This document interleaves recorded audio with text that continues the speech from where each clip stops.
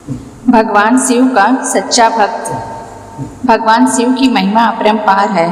भगवान शिव अपने सच्चे भक्तों के कष्टों को हर लेते हैं। भगवान शिव के ऐसे ही सच्चे भक्त का प्रसंग। यह प्रसंग तब का है जब यातायात के साधन ज़्यादा नहीं होते थे। अगर कोई किसी तीर्थ स्थल पर जाता था तो उसे पता नहीं होता था कि वापस घर लौट भी पाएगा या नहीं। भगवान शिव का भक्त बहुत कठिनाइयों के बाद केदारनाथ धाम पहुंचा। जब वह वहां पहुंचा तो मंदिर के पुजारी जी मंदिर के कपाट बंद कर चुके थे।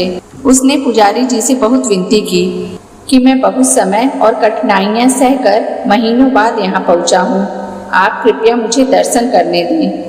पुजारी जी ने बहुत विनम्रता से बोला कि इस मंदिर का नियम है कि इसके कपाट 6 महीने खुलते हैं और 6 महीने बंद रहते हैं।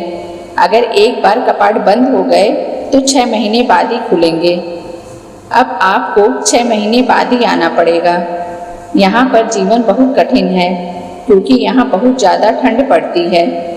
आप यहाँ नहीं रह सकते। इतना कहकर पुजारी जी वहाँ से चले गए।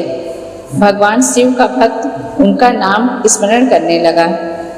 प्रभु, आप तो जानते हैं कि मैं कितनी श्रद्धा भाव से यहाँ पहुँचा हूँ। रास्ते में आने वाली कठिनाइयों के बाद भी मेरा मन विचलित नहीं हुआ था क्योंकि मेरे मन में आपके दर्शन की लालसा थी। उनकी आंखों से आंसुओं की धारा बह रही थी। उसे भूख और प्यास भी लगी थी। कुछ समय पश्चात वहाँ पर एक साधु बाबा आए। उन्होंने उसका हालचाल पूछा। शिव भक्त ने अपनी सारी व्यथा उनको सुना दी। साधु बाबा ने उसे पीने को पानी और खाने को भोजन दिया। उसे हौसला दिया कि मुझे विश्वास है कि कल मंदिर के कपाट अवश्य खुलेंगे। साधु बाबा से बात करते करते कब शिव भक्त को नींद आ गई उसे पता ही नहीं चला। सुबह जब सूर्य के प्रकाश से उसकी नींद खुली तो क्या देखता है कि पुजारी जी पूरी मंडली के साथ मंदिर के कपाट खोल रहे थे। वह पुजारी जी के पास गया और कहने लगा कि आप तो कहते थे कि कपाट 6 महीने बाद खुलेंगे। पंडित जी को उस भक्त का स्मरण आया कि इसने मुझसे कपाट खोलने की विनती की थी। पंडित जी ने कहा, मैं तो 6 महीने के बाद ही आया हूँ। फिर शिव भक्त ने पंडित जी के जाने के बाद एक साधु बाबा से मिलने का पूरा प्रसंग सुनाया। पूरा वृत्तांत सुनकर पुजारी जी स्तंभ थे। कोई 6 महीने तक बिना किसी साधना के इस ठंड में कैसे जीवित रह सकता है। पुजारी जी उस भक्त के चरणों में गिर गए।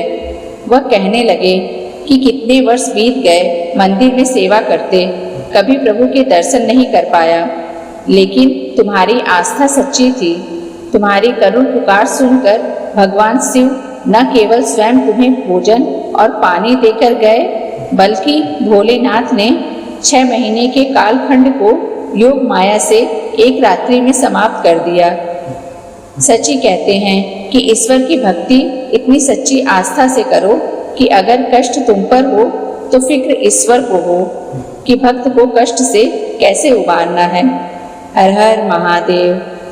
फ्रेंड्स, अगर आपको हमारी धार्मिक कहानियाँ अच्छी लगती हैं तो प्लीज़ मेरे चैनल को सब्सक्राइब करें।